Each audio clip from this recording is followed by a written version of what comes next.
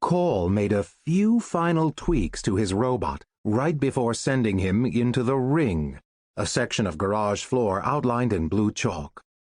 He considered it the fighting zone for the robots he and Aaron had painstakingly built out of car parts, metal magic, and a lot of duct tape. On that gasoline-soaked floor, one of their robots would be tragically rent to pieces, and the other would emerge victorious. One would rise, and the other would fall. One would... Aaron's robot chugged forward. One of its little arms shot out, wobbled, and beheaded Cole's robot. Sparks fizzed in the air. "No fair!" Cole yelled. Aaron snorted.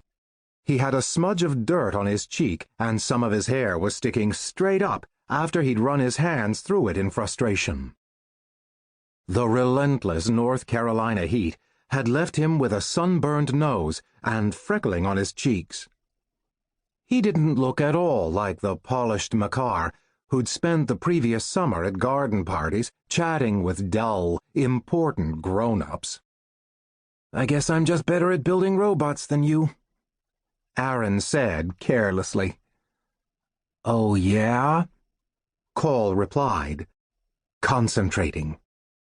His robot began to move, slowly at first, then faster as metal magic reanimated its headless body. "Take that!" Cole's robot lifted an arm, and fire shot out like water from a hose, spraying Aaron's robot, whose whole body began to smoke.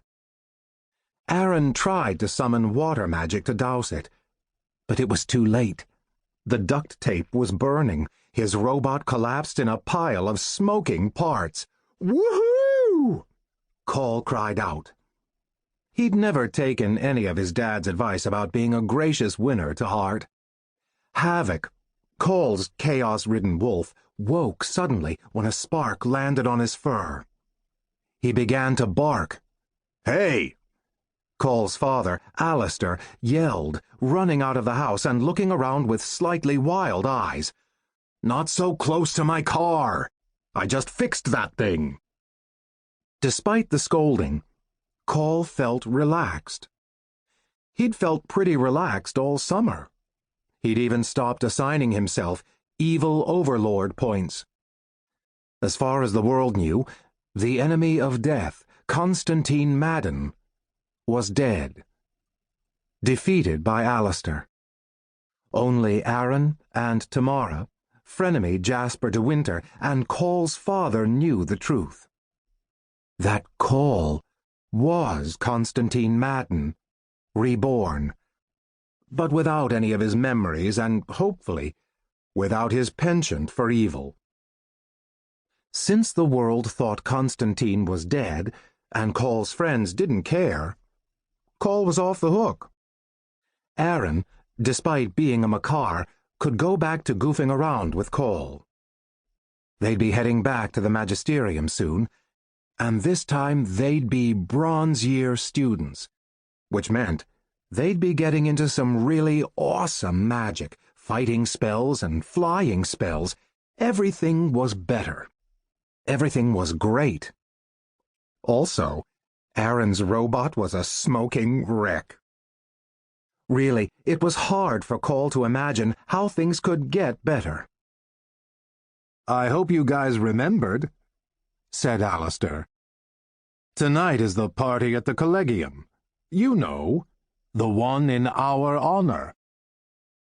Aaron and Cole looked at each other in horror. They had forgotten, of course.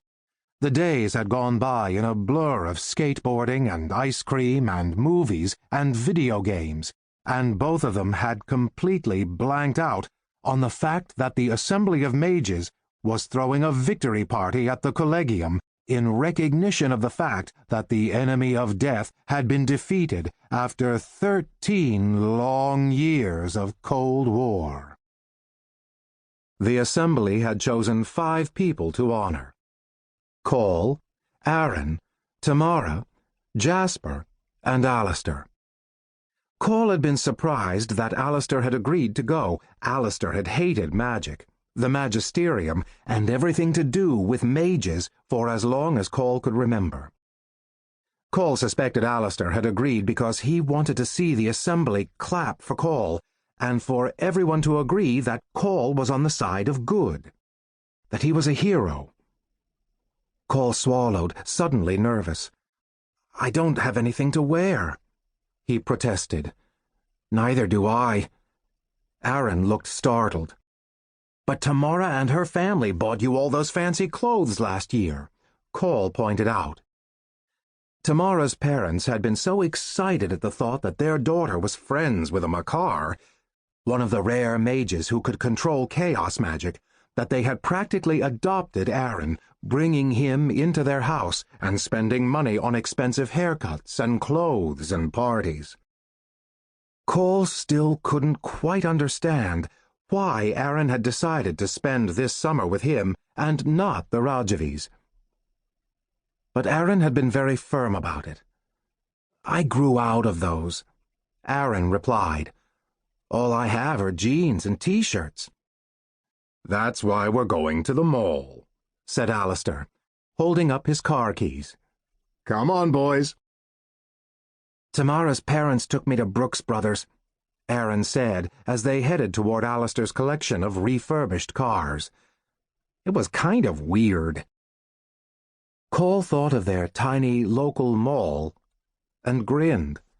"Well, get ready for a different kind of weird," he said. "We're going to travel backward in time without magic."